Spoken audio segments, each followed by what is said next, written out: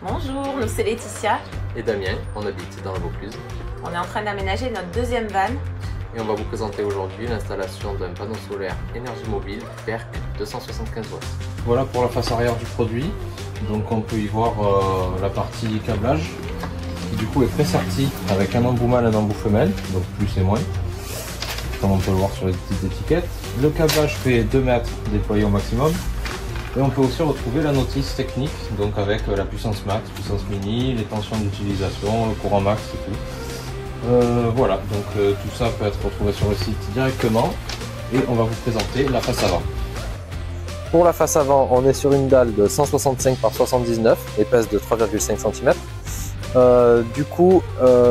Pour avoir le meilleur rendement, il faudra que la dalle soit le plus propre possible et le plus orientée vers le soleil. Partie sertissage, on va installer des cosses. Alors vu que le panneau solaire est équipé d'une cosse mâle pour le positif, donc moi sur mon fil positif, je vais installer une cosse femelle pour pouvoir venir les enficher l'une avec l'autre. Ce sont des cosses de type MC4. On a installé un panneau solaire pour être autonome en électricité. Le but étant d'avoir une glacière à compression à l'intérieur qui fonctionne pour ainsi dire sur toute la durée de nos voyages.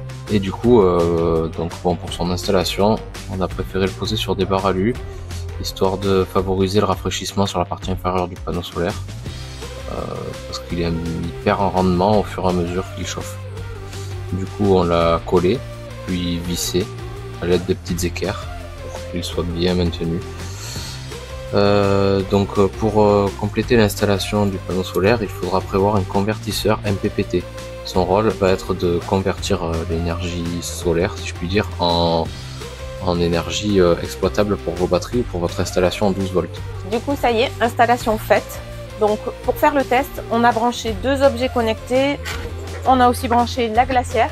Et en fait, on se rend bien compte qu'on est en train de recharger la batterie grâce au panneau solaire, malgré l'utilisation d'objets. Donc franchement super, on est bien autonome, on est ravis. Donc on voit bien la petite flèche bleue vers le haut, donc ça indique la charge. En haut à droite de l'écran, on voit bien time to charge 31 minutes et on charge à 0,62 ampères. Pour conclure cette vidéo, pensez à nettoyer votre panneau solaire régulièrement et le jour d'installation à avoir tout l'équipement nécessaire. Voilà. Merci à H2R Équipement de nous avoir donné l'opportunité de connaître ce produit et de vous le présenter. Et à bientôt.